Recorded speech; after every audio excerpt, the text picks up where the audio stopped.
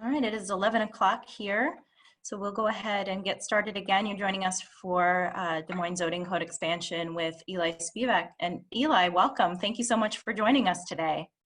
Thank you. Can you guys hear me? Give a nod. All right. So there we go. Brad, you're going to kick off, right? Well, I'll just go ahead and get started. Thank you to the partnership, Leah. Thank you for everyone for the opportunity to present on ADUs. My name is Brad Anderson. I am the State Director of AARP here in Iowa. And today we're going to talk about the importance of ADUs. They're also called granny flats, mother-in-law suites. They've got a lot of names, as Eli will point out. Very grateful that Eli from Orange Splot is on the call to join us. Just to kick things off, why does AARP care about ADUs? You know, I think that's a fair question. Simply put, ADUs really offer expanded housing opportunities for people of all ages. And this is especially true for older Iowans. And so a couple scenarios that we see here in Iowa are, for example, you know, an elderly parent in need of assistance. This is probably the most obvious one, where you've got a house, you've got a yard, and you want to build an ADU because you want to keep an elderly parent or someone, you know, who has health issues close to you. Another scenario would be an elderly person looking for some additional income, an older Iowan who recently retired, looking for some additional income, therefore builds an ADU and rents it out to someone to make some income after retirement. Another scenario we're seeing is someone, maybe an older Iowan with a big house, who sells that house to a child. The child buys the house, but the parent really wants to remain on the property, so they build an ADU for that parent. And so it's a win-win because the house stays in the family, the parent gets to stay on the property, and everyone gets to stay close together. So the list goes on. Like I said, there are a lot of scenarios. And ADUs are a part of AARP's broader livable community portfolio. And so livable communities is exactly what it sounds like. Basically, we want to make communities more livable for people of all ages. We say 8 to 80, some people say 9 to 90, whatever you choose to say that fits into livable communities. So part of that portfolio includes, of course, expanded sidewalks, complete streets. Part of it includes outdoor recreation, trails, and certainly affordable housing, which ADUs fit into that space. Lastly, before I turn it over to Chris Sidoris, in this age of COVID-19, as it relates to livable communities, we are all trying to see the silver lining in a scenario where there are not a lot of silver linings. And so I think when it comes to livable communities, one of the silver linings we're seeing is the desire for expanded walkability. This is true in Des Moines. This is true in Minneapolis. It's true all over the country. And so when we rebuild, looking at expanded walkability should be included in any scenario where we are rebuilding. The other one is the desire to remain close to people we love. And so to the extent that expanded use of ADUs can fit into that equation, whether it's out of need because of lost income or out of desire to be near someone you love, that could be a silver lining, and AARP would love to see expanded use of ADUs. So now I want to turn it over to Chris Sidoris, a good friend of mine. We have been working over the last year on a very exciting ADU project here in Des Moines. And she, of course, is with Hubble Realty. Many people know Chris, but also on the board of Home Inc. So Chris, I'll turn it over to you to talk a little bit about that project. Great. Eli, can you? Yeah, perfect. So a little bit, you know, I come on this obviously with a couple of hats. I do obviously oversee development for Hubble, but more importantly, I sit on the board of Home Incorporated. And so we do a lot of neighborhood revitalization work. And I was fortunate enough to be at a conference where I actually got to meet Eli and hear him speak, but also it was some interesting presentation by AARP on ADUs, and that's what got me interested in it. And so why we think an ADU is important to Des Moines, certainly is supportive of the regional planning efforts. One of the things we do best in Central Iowa is those planning efforts. Capital Crossroad obviously focuses on diverse and economically sustainable neighborhoods. Tomorrow Plan also really looks at diversity in housing options, supporting those resiliency. And most importantly, obviously, Invest DSM that's focusing on the revitalization of the neighborhoods. So, you know, as you heard a little bit from Brad, Eli will do a much better job. ADUs provide a very unique housing options. It adds densities to existing neighborhoods and an option that's just not widespread yet in Central Iowa. And Eli is going to really make the case of why that's going to be important and a great addition to our housing options here. And certainly it'll add value to the homeowner that actually adds the ADU. Can you go forward one slide for me? Yeah. So what we're partnering together, HomeInc is partnering with AARP and a number of other nonprofits as well as governmental agencies to actually construct an ADU. We're looking in the Invest DSM neighborhoods. Many ADUs are typically constructed by individuals. So where we're looking for kind of our takeaways is certainly an ADU demonstration, but also a roadmap. How can homeowners learn how to do this? We want to work with those neighborhood planning efforts, show design options that can work in typical neighborhoods. We've kind of looked at the DSM neighborhoods. We've been working with city staff to try to make that a smooth process. How can you get through a permitting process, any zoning changes, those types of things. But certainly a real world example, and that's why the support of AARP has been critical to this efforts to show how the funding works, how financing works, how it can be successfully integrated into that neighborhood, how you add density without changing the character of those beautiful neighborhoods that we like already. But also we want to, through HomeInc, we've hired both home ownership training as well as landlord training. You know, as Brad alluded to and Eli will talk about, some of these and a great number of these will actually be rentals. And so you have homeowners that for the first time may be a landlord. So that kind of education is going to be critical. And again, we want to come out with a program post-construction to support this because we want to see this gone certainly through a number of Des Moines neighborhoods, but Central Iowa. Our goal in partnering up with Brad is, you know, his ability to take his kind of statewide effort through AARP and how does it make sense throughout the state as well as kind of the national. So we will be working on this. You know, Brad is fortunate enough to have Eli come and see us in the fall. So that will be an event that we will invite people to, again, when that date gets set up. He'll actually be here. We'll be able to talk about this project, what it looks like, where it's going, as well as give some additional information on why ADUs are important. So with that, I'm going to turn it over to the expert. We're super fortunate to have him on here. For those of you that don't know, he is a national leader. So the ability to have him on this call as well as to have him is a big deal for Des Moines. So welcome, Eli. Well, thanks so much for having me. It's a pleasure. And I'm excited that Des Moines is looking at expanding their housing options this way. The trend I see across the country is that sometimes a larger city and a state legalizes ADUs or makes it easier to build them. And then the suburbs and other parts of the state take heed and do the same. And we see that happening multiple times. Sometimes the state requires everyone to allow an ADU. So I call this petite, discrete, and affordable homes for today's smaller households, because really the demographics of this is one of the driving need for accessory dwellings. And also that our neighborhoods are largely built out if you just allow one house per lot. And this allows you to get a second house, albeit small one on each lot. So why is the AARP excited about this? You've heard some of the reasons. I'm going to try and adjust my screen for just a moment so I can see my whole slide. Here we go.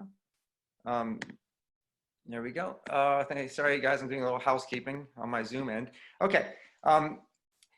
Demographically, at least in the United States, we're getting to where almost 1/3 of households are 1 or 2 people. And as you know, single family homes are not made for just 1 or 2 people. They're averaging over 2,500 square feet nowadays. So we have this really demographic mismatch, and we need to have more housing options for smaller households, especially as households get older and maybe the kids move out. One of the biggest challenges for seniors is isolation and loneliness. And although I'm going to talk about accessory dwellings in this presentation, I developed co-housing communities in Portland. I worked with starting a community land trust here. I worked with a lot of other types of housing. And people do well when they're in community. People need their own privacy. as well, and ADUs provide a nice match for that. And not just in Iowa, but across the country, AARP members are seeking this choice. They want to stay in their home community. They do not want to move out from the community they know and love, where they know where the grocery stores are and their neighbors. And home sharing is also growing among seniors. And 1/3 of homeowners in AARP's poll would like to build an ADU for one reason or another. And of course, as Brad mentioned, ADUs aren't just for people who are getting older. Young people just trying to get out of the house need to have a place to live. And for them, a small, less expensive housing option is a perfect match. So my company is called Orange Splot. I'm a developer and a general contractor. I had to make up a name for the company a little over a decade ago. And if you have any kids in your lives, I recommend this book by Daniel Pinkwater. And what I do is I try and look back to historic housing precedents. I'm not trying to invent anything new here. You'll see cottage clusters, row houses, the wagon wheel, the precedent for the tiny house you're seeing nowadays, bringing back the boarding house, and then in the bottom right, the accessory dwelling unit. That's a coach house from Chicago.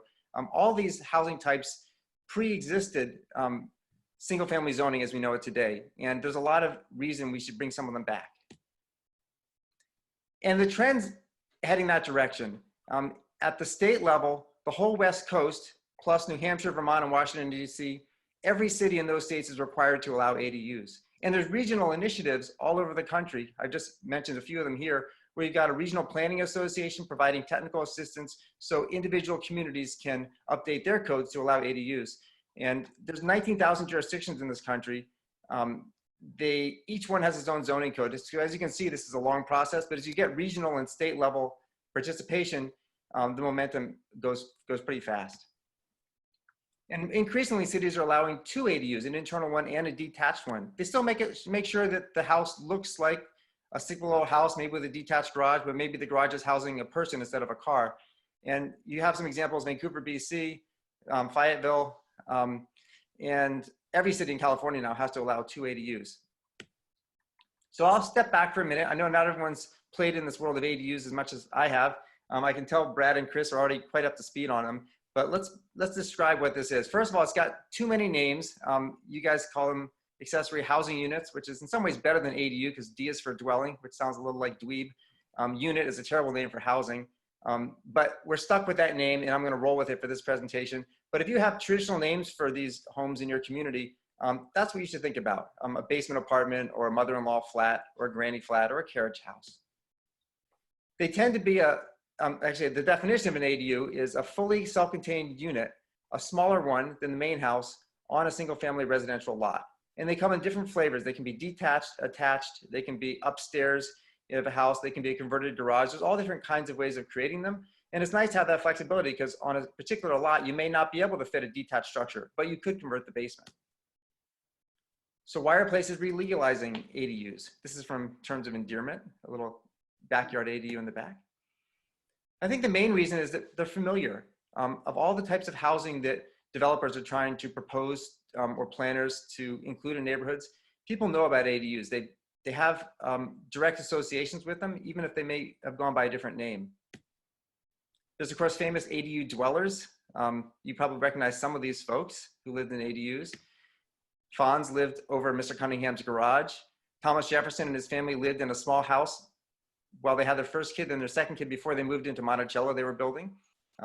You've got Ernie and Bert in the basement, Mork in the attic, and usually ADUs are not allowed in front yard setbacks, but Oscar the Grouch doesn't care about zoning rules. Another reason is lack of housing choice. If you look at our cities today, and I don't know Des Moines, I'll have to be very candid on that, you see a lot of single family detached homes getting built, and you also see in the closer and core areas 4+ story apartment buildings.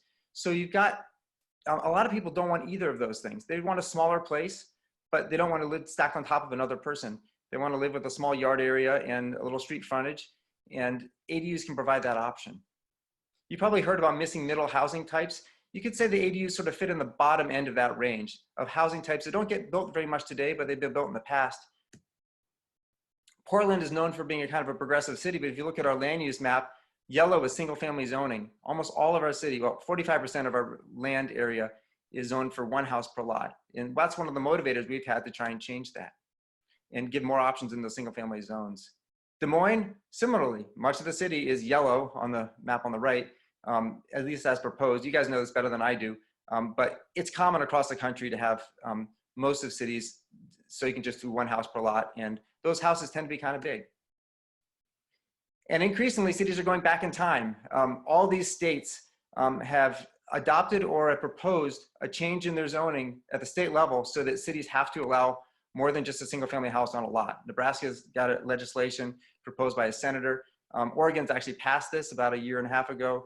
You might have heard Minneapolis, not at the state level, but they've pretty much dispensed with single family zoning. And because communities are realizing that they have a wider range of people living in their cities, they need to provide a wider range of housing. ADUs are adaptable over time. So Brad summarized some of the scenarios you can experience, but imagine at the beginning of life, you have a family with a kid renting out the ADU, either for an older relative to help take care of the kid or just rental unit. Then maybe the lucky teenager gets the ADU to live in themselves. That would be a dream. And then sometimes people will retire into the ADU and rent out the main house for some income. Multi-generational housing is a great driver of ADU construction. And even in communities where land values aren't that high, the cost benefit of being an ADU and renting out might not be so great, people still build ADUs for lifestyle reasons. And this is I have got 2 kids, and a 6 and a 10-year-old right now. And it is sure nice when grandma comes to visit. For people who have multi-generational households, it happens like that all the time. Demographics. I mentioned this before, but it's nice to see the visual. In 1950, the average home size in the US was 983 square feet. 2008, it was 2,500 square feet. Meanwhile, family size went from 3.8 to 2.6. So the amount of square foot of housing per person has more than tripled in just 60 years. And to see the Oregon stat we have, you can see 3+ person households in the green wedge. That was 1960, 1970, 1980, 1990, 2000, 2010. We're down to almost 2/3 of households are 1 or 2 people. What got me into ADUs was environmental benefits. I got sickened by all these LEED homes that are 6,000 square feet, these little McMansions that are in theory green. And I had the suspicion that if you just build a smaller house, just doing that would decrease the carbon footprint, and it does. So this is a geeky graph, but 80% of the carbon footprint of a house has to do with heating, lighting, plug loads, and water use and heating.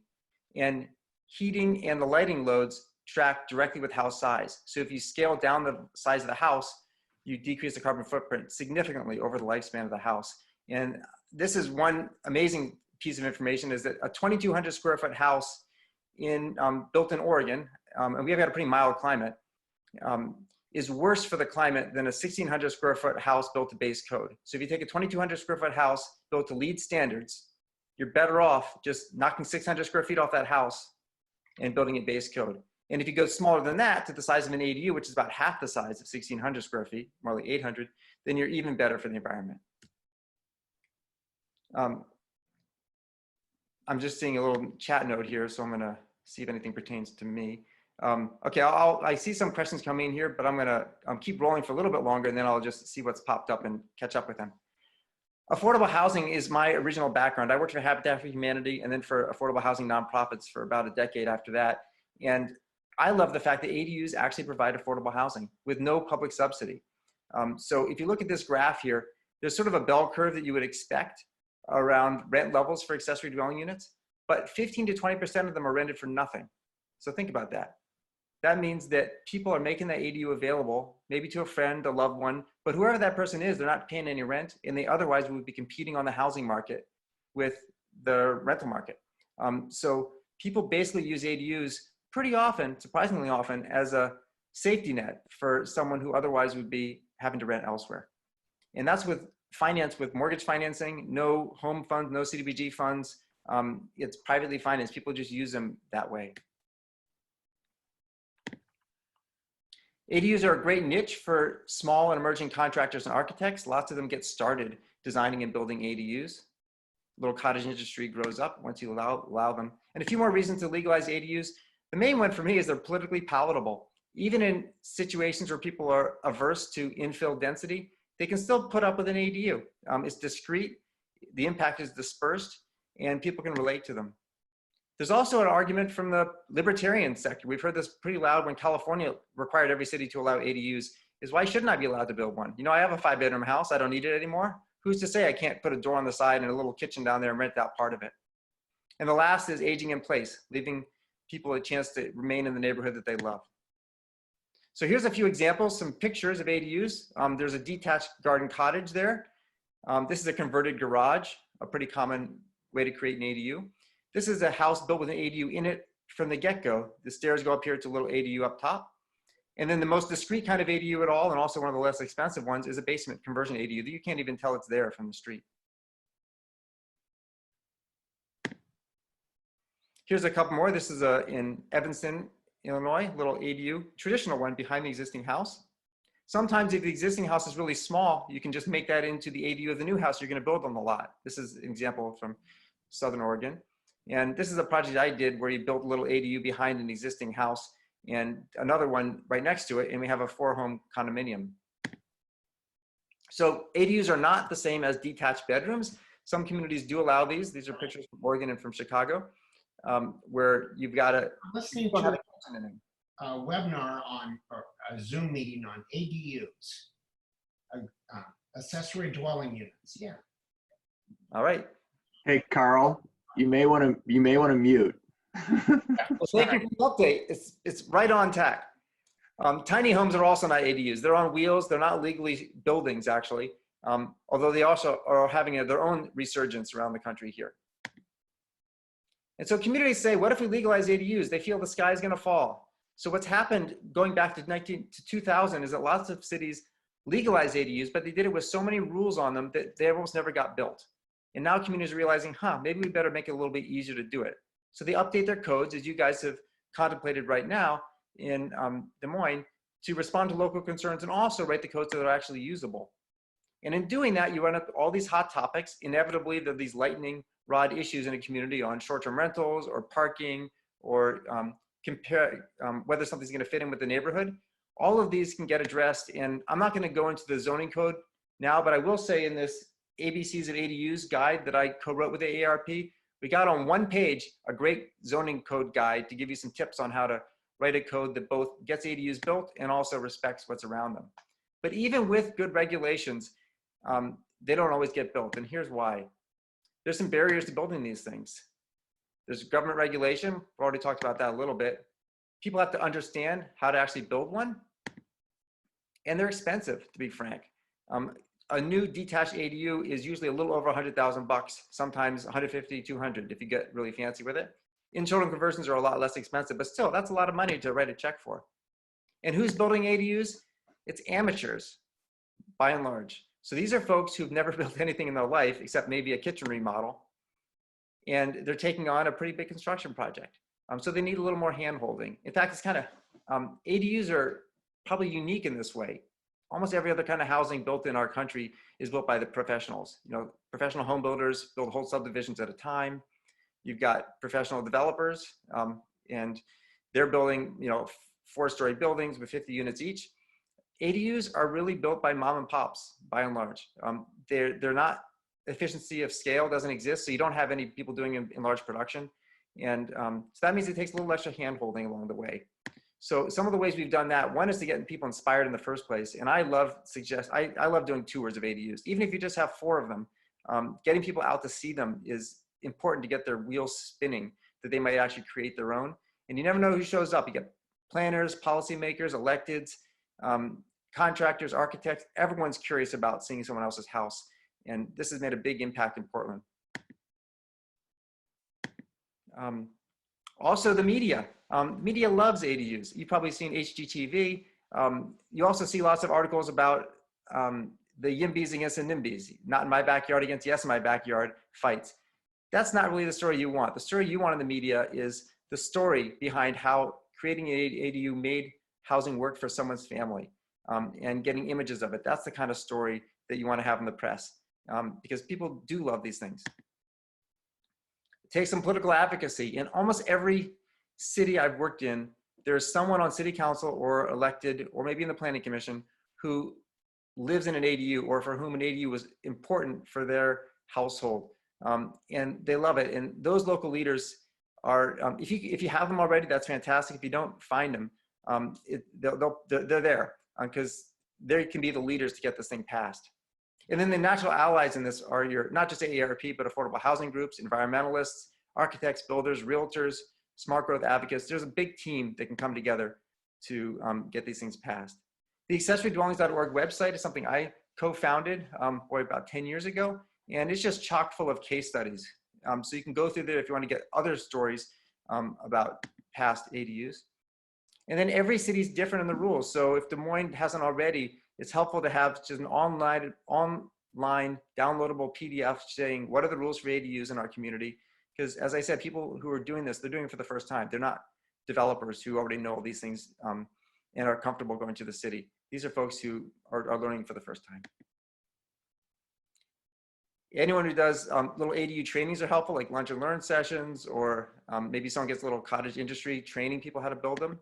Realtor trainings, realtors are key because they're at the point of transaction, and getting them educated about ADUs helps them coach buyers about when a property could have an ADU added to it, and also coaches sellers who can advertise a property as ADU friendly. And I'm going to close with a couple things of what's new with ADUs. One is people are getting better options for financing them now. It used to be you really were relying only on HELOCs, home equity lines of credit, and cash. And a lot of people don't have either of those access. So we're starting to get some secondary loan products, second position mortgages that can finance ADUs. And some credit unions are really taking the lead on this. There's also a few companies around the country getting started with inexpensive production ADU types. And no one's really taken off that much. These are folks who can build an ADU for about 100 grand. Some of them are pretty decent looking, and they take care of all the permitting for you. But no one's yet gone to scale, so this is kind of experimental. One other trend that's not nationwide, but you're seeing it in Portland, Austin, Texas, a couple other places, is people using condominiums to separate the ownership. So an ADU can provide a first-time homebuyer opportunity for someone who otherwise could never afford to live in that neighborhood. I've done a couple of these going back 10 years, and there's a few other folks around the country who are doing this. And naturally, the affordable housing folks want to figure out how to make the ADUs affordable to income-restricted rentals. So there's pilots in Denver, Los Angeles, Silicon Valley has a neat loan product that helps achieve this. And once again, these are only just emerging, but I think you'll see more success stories from this coming down the road.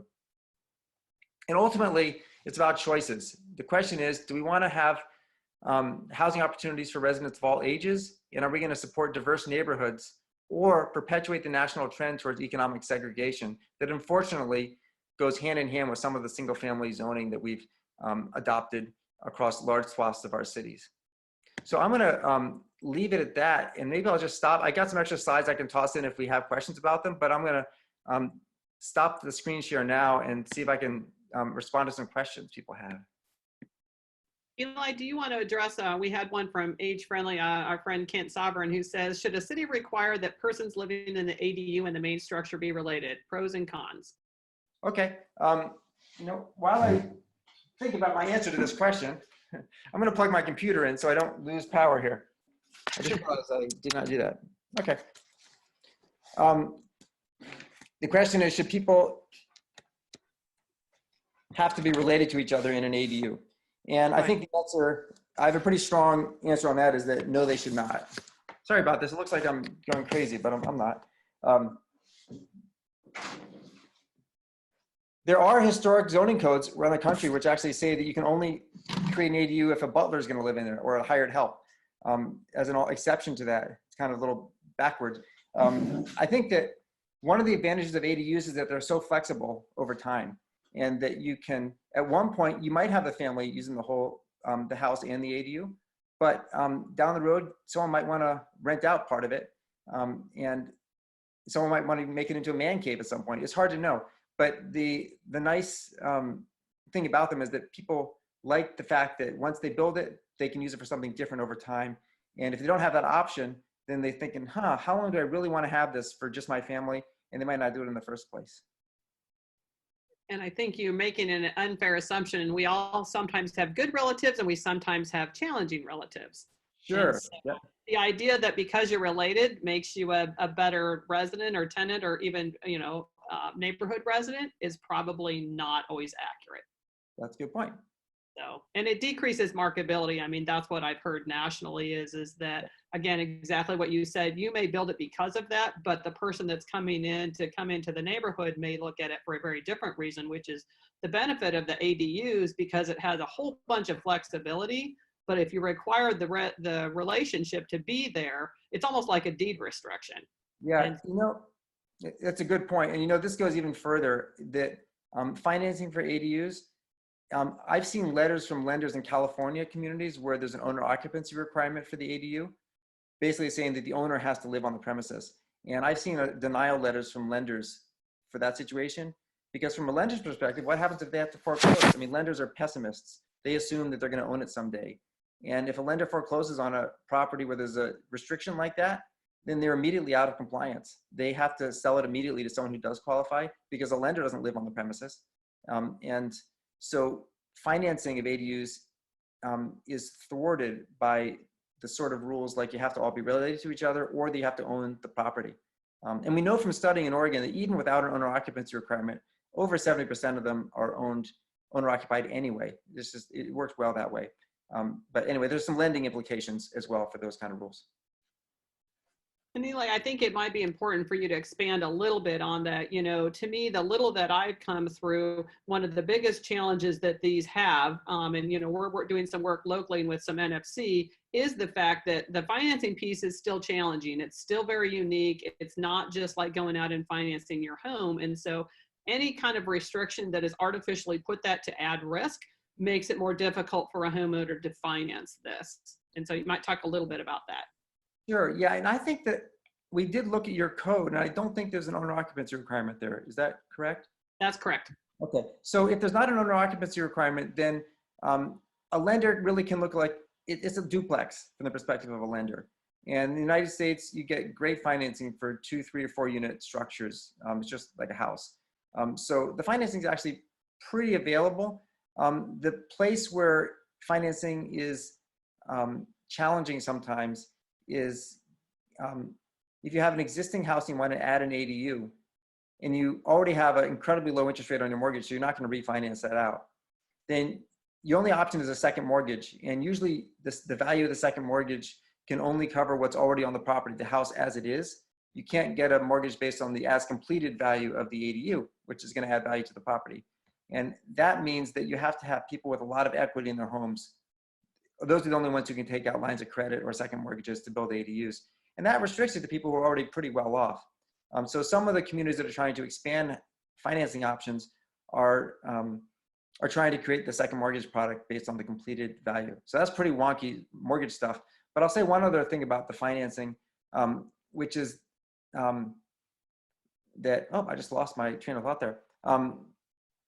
The ADU world is, let me think about it. That'll come back to me in a minute. I had a thread, but I lost it. Okay, we have a comment from Nathan who says, even though Des Moines has made it accessible, the restrictions are still limited to a few neighborhoods. It will be important to City Council to lead the charge or getting it more accessible to our neighborhoods throughout Des Moines. Hopefully we can keep moving in the right direction towards being more accessible to everyone, as I live in South Des Moines, would be interested in having this accessible to me in my lot. That's a great point. A lot of cities experiment with ADUs in small parts of the city, and Portland did that too. 25 years ago, we had a small A overlay where ADUs were allowed, and then they didn't turn out to be so scary, so it went citywide. I think there's a strong equity argument on this. ADUs provide a less expensive housing option in a single family neighborhood than otherwise would exist. And to limit that to a subset of the city means that other parts of the city that don't allow ADUs have some level of exclusivity. And is it fair to say that if you're going to provide housing that's affordable to retail people or teachers or lower income residents, only in some parts of town but not others? I think that there's a strong fairness case, just that it should be a broadly available housing type. And also we've also seen that when ADUs crop up in neighborhoods, people don't even know they're there. They're very discreet. So it's important to couple the flexibility geographically with some fair restrictions on where the ADU can be placed. I think you already have some rules on this. It has to be behind the existing house. It can't have a door going straight out to the street. So have some parts of the code to ensure that the ADU actually is discreet and then allow it everywhere. And I think in fairness, it's probably good for us to clarify, you know, city staff's approach has been exactly kind of what you did in Oregon. It was to kind of tiptoe in, you know, look at those kind of early opportunities, and then it is their intention to see that expand. And that's really one of the goals between our demonstration project, is to do exactly what you're saying. How do you do one? Look how it works, you know, and we're uniquely partnering up with Invest DSM just because it was a real natural fit for the timing.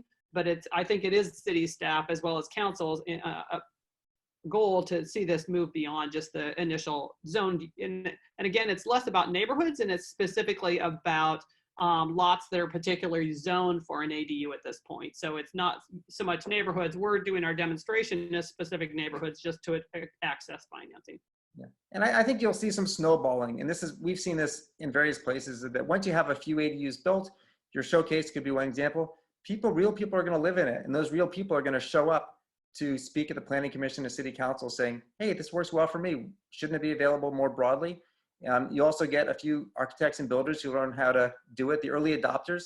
And the early adopters will testify and advocate to make the rules work better more broadly.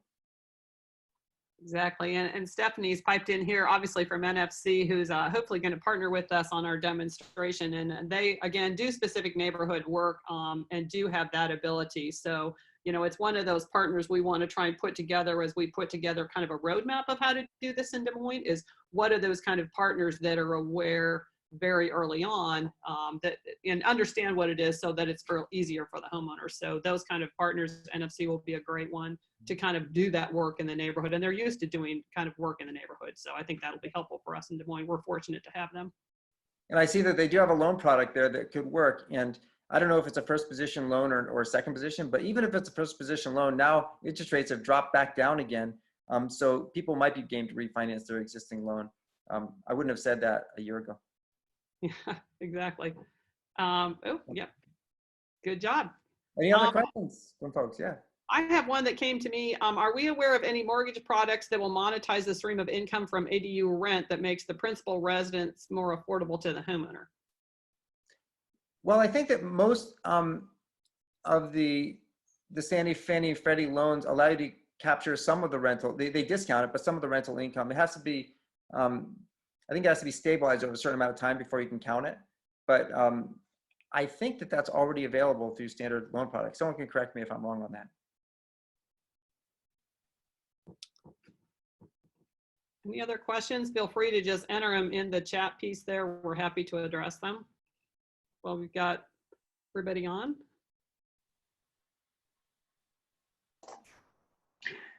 Eli, hey, this is Brad. One question I wanted you to address is the issue of parking. Have you seen the issue of parking in denser areas become an issue, and how best to mitigate that as becoming kind of a sore point? Oh, it's always a discussion point when people update their codes for ADUs. And the nice thing about them is that, unlike if you build a 40-unit building, you don't put any parking for it, then the impact is concentrated in the blocks around that building.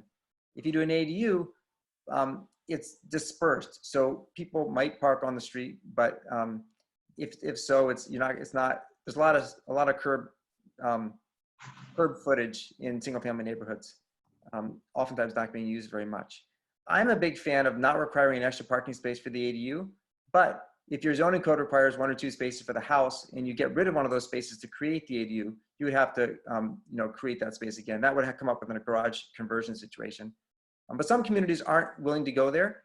Another option that we've sometimes seen is you have to provide an ADU, a space for your ADU, a parking space for your ADU, but you can include the curb space in front of the house where there's no driveway towards meeting your parking requirement. So that just makes sure that you've got enough space either on your private property or right in front of it without going to neighbors to fit the vehicular needs for your homes. But I think it is always a sticky point.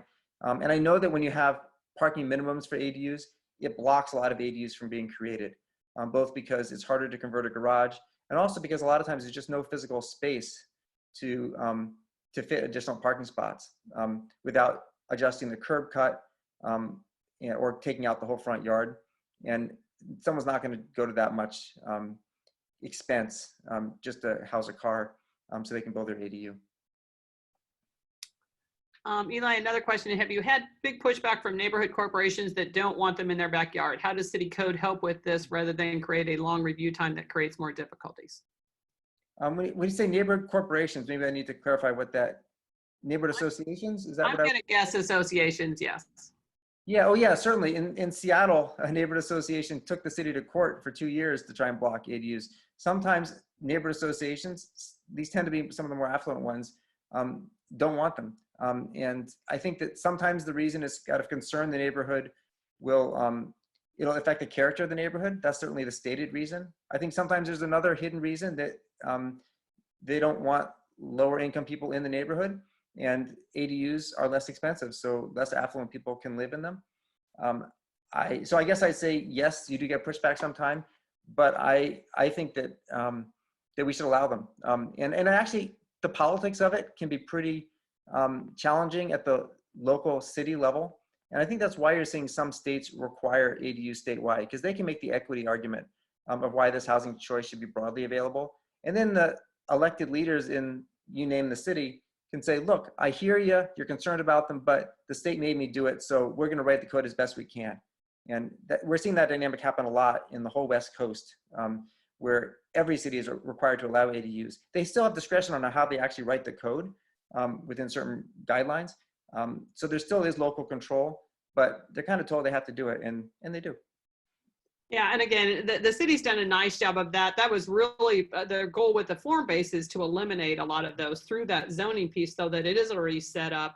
And so you do kind of, it is a by right. So it kind of eliminates some of that. And the city's taken some nice leadership on there. By right's really important, because that's another thing. Individual homeowners who've never done this before, the scariest thing for them is to go through some discretionary process. They're gonna have to pay $2,000 and maybe they'll get a thumbs up, maybe they'll get a thumbs down. So that's a great part of the code you have right now. And this is a question from one of our city councilmen, Councilman Voss. Do neighborhoods, alleys open up the ADU options? Alleys? Absolutely. I love alley facing ADUs. And I live in a city that, in Portland, we have very few alleys. In Washington, DC, where I grew up, it's an alley city. And historically, the alleys were entirely lined with ADUs. They weren't called ADUs at the time. But the row houses were out front and the less expensive ADUs were in the back. And I think that's one of the best forms of ADU. So do you have many alleys in Des Moines? We do in some of our, especially specifically the neighborhoods that we're focusing in. But yeah, we have a lot of them that are not, the ability to probably leverage the ability to have those in there, that they're not highly leveraged at this point. It would help, I think. No, I think they're great. And I mean, ultimately, you're providing housing for people, maybe more so than for cars. And that's a nice opportunity, because you need more housing. And if you don't provide discrete ways to house people in your city, then you're going to get more sprawl. And ADUs can help with that. From Eric Burmeister, can the city allow parking on right-of-ways for additional parking? Well, they probably already do allow parking in the right-of-way. The question is, can you count that towards meeting your zoned requirement for 1 or 2 spaces per dwelling? And I guess I know that in Oregon, some communities have done exactly that. They've said that you can meet your parking requirement. You can include off-street parking and sometimes tandem parking towards meeting your requirement for number of spaces per unit. Well, what's your minimum? How many spaces per unit are required for a house in Des Moines? Or does it vary? I do not know that. I would be guessing. I think Kent Sovereign makes a good point. ADUs are more often about the form of the housing option and may or may not advance the affordable housing challenges. And that's certainly fair. That's absolutely true. Oh yeah, that's right. Councilman Voss, in Des Moines, what neighborhoods currently allow ADUs? Councilman, it's based on zoning, and it is throughout a variety of neighborhoods. It's basically based on the lot, and so you have to actually look at the zoning map. And so it's allowed in a number of neighborhoods. I can't tell that it's in every neighborhood, but we found it in a lot of them. You know, what we tried to do was, for our demonstration project, was overlay it in the Invest DSM, but all 4 of those neighborhoods had lots that were zoned for ADUs. So no, one more argument for making it just available across your single family zones is that it makes it easier to, most people who have a property, who own a house, they have no idea what their zoning is. So for them to figure out if they can do an ADU, then they currently have to look up your zoning map, figure out which zone they're in. It's just easier to understand if it's broadly available. I see Michael Ludwig raising a hand. Using all the methods here. Yeah. Okay, but I can't see the question, so. Okay. I was going to say. Yes, excuse me. This is Michael Ludwig, Planning Administrator for the City of Des Moines. You asked a question about our parking requirements. We do have a 1 off-street parking space per dwelling unit requirement for a single-family house. So some of our districts, mixed-use districts, we do allow on-street parking adjoining to count towards that. It currently does not apply to single-family per se. And then as far as the district's question that Councilmember Voss asked, it's basically any in-neighborhood district or mixed-use district that allows 2 or more units by right can have an accessory dwelling unit. And as Chris had stated, it was clearly our intent that we were trying to overcome 20, 30 plus years of opposition to accessory dwelling units from either being prohibited by code or every time a garage permit came in for a Board of Adjustment relief, there was a condition that said it could not be used as a habitable structure. So we're trying to overcome years of basically anxiety and concern about accessory dwelling units to allow them in this code. So we did open it up in a kind of our urban core neighborhoods, our traditional neighborhoods that either had alleys or had allowances for more than 1 unit. And our intent would be to expand that citywide with the support of our council. Yeah. And I think, Mike, is it fair to say, yeah, even those that are not on the zoning map at this point, that you would be willing to look at them? I mean, obviously you'd have to go through a Board of Adjustment kind of process, but staff's willing to at least look at opportunities. Yeah, Chris, they would have to go through a rezoning to add a -2 extension to the zoning district currently.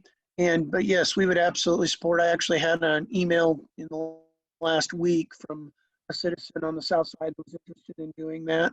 And I said we'd be happy to work with them and their neighborhood association to try and build support for, a great example of an accessory dwelling unit. So I think that's the key. We really need to have some really good examples to point to and build off of that in the community. Yep. Thank you. Yeah, I think one of the nice things about, ADUs, the first ADUs that come into a community tend to be pretty nice ones. Violins, maybe your project that you're going to build will be one of those examples, and people love them. And I think that that's what you'll probably find is that the early adopters will build lovely ADUs. It'll be important to get people into them, and it'll be important for AARP members and others who live in the neighborhoods where they're not allowed to say, hey, why can't I do this on my property? That's the story that I think that planning commissioners and electeds need to hear, because they will also hear neighborhood associations raising fears about them as well. So you need to have the both sides of that.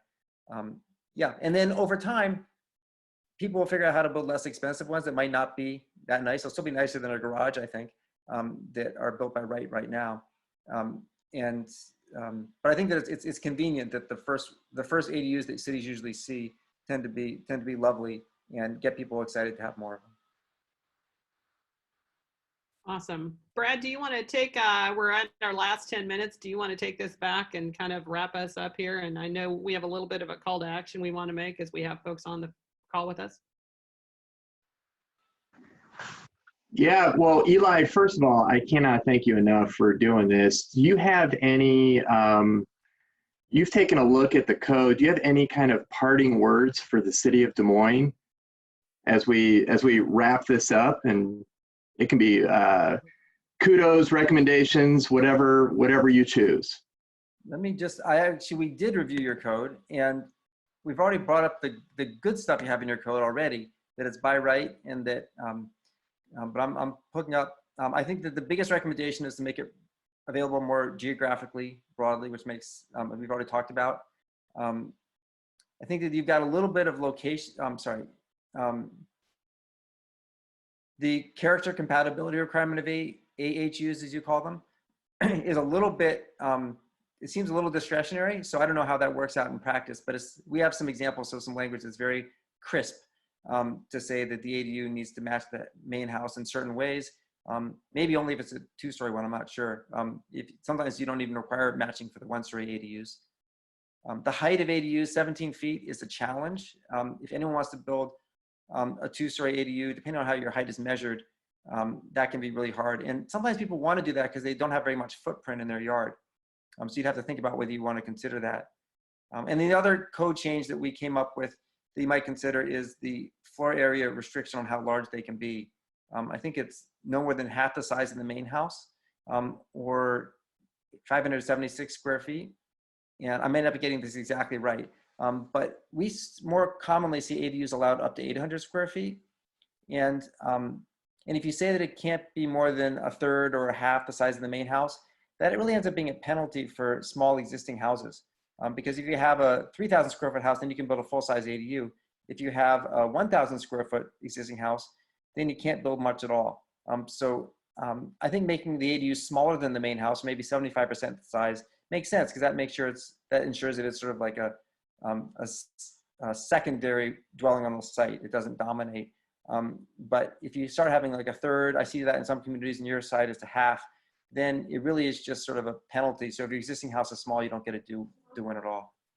And I guess off-street parking, we talked about that already. So I'm happy to geek out on the code stuff. And it sounds like you're probably more at the stage of figuring out getting your first ones built. You may not be at a code review update cycle for yourselves. But hopefully I can get out there to visit in person and we can brainstorm. And for every neighborhood anxiety there are about ADUs, whether it's short-term rentals or parking or size of the ADU, there's usually a creative way to write some code that addresses the concern of the neighborhood and also provides a clear and objective way that someone can actually build something there. Great.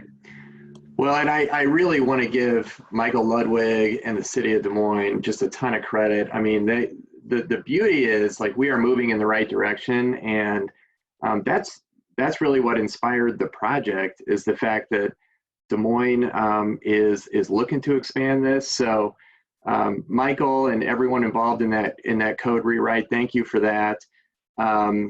And you know, we are going to have, as Chris said, once these restrictions lift, of course we don't have a clear idea when that's going to be, but once they do lift, we are going to have an in-person presentation where we do want to invite you back, Eli. We encourage everyone to be on the lookout for that, attend that, and really, you know, invite as many people as you can to join that.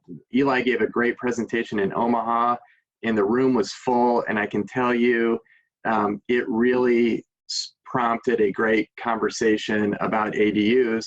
And I think you're going to see, as a result of that, some meaningful change happen in Omaha.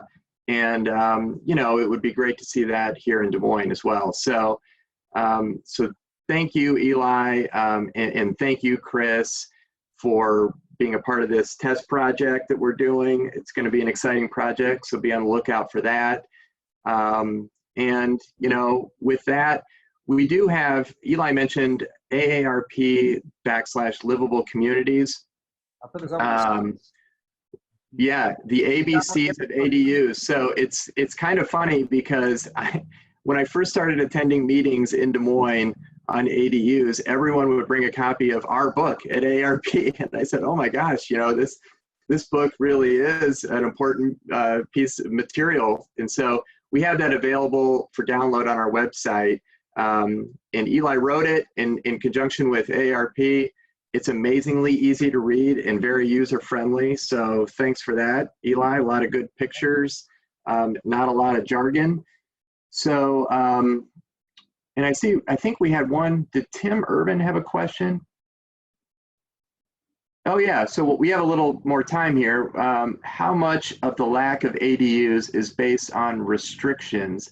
Is the vast majority of ADUs, if the vast majority of ADUs are owner initiated, are some of the communities, oops, my email. Encouraging third-party development of ADUs in concert with absentee owners for income purposes. Yeah, you know, there's some folks trying to do that, and it's even in cities where you're seeing thousands of ADUs built, like LA or in some Oregon cities, they're still not getting much traction. I think ultimately, so yes, there are a few folks. If you have an existing rental house and you build an ADU behind it and rent that out also, but it's not getting much traction. I think that single-family detached rentals don't work that well long-term as holds because there's so much maintenance to go on. If people are owning a lot of rental properties, they usually want it in one single building. I'm not sure if this was the nugget of the question, but restrictions, homeowner associations sometimes restrict ADUs, and that's private agreement. So if you have suburban neighborhoods where almost every single home is in a homeowner association, there might be a challenge because you can write the zoning code as easy as you want, but the homeowner association might say, sorry, you can't do that. Yeah, and I would argue the lack of them now is just that, you know, I mean, I've been, you know, on this bandwagon about a year now, and I still explain the term ADU all the time. I think a lot of people just don't understand, and really once people understand the flexibility of them and the fact that they can address everything from what AARP is focusing on, multi-generational living, children, rental income, just it has that ability to address a lot of those things in one piece. That's what makes it super unique. And they have existed for a long time. They've kind of grown and expanded. And so I think it's a little of both. Tours are great for that. It makes people realize that they actually exist in their community. Getting into them makes it, and people are familiar with them already from HGTV and tiny home and all that kind of stuff. But to actually see that they exist in Des Moines, legal or not, frankly, can get people saying, huh, I can see that. Let's do it. All right. Okay. Brad, we're right at the end of our time, so I'll let you wrap it.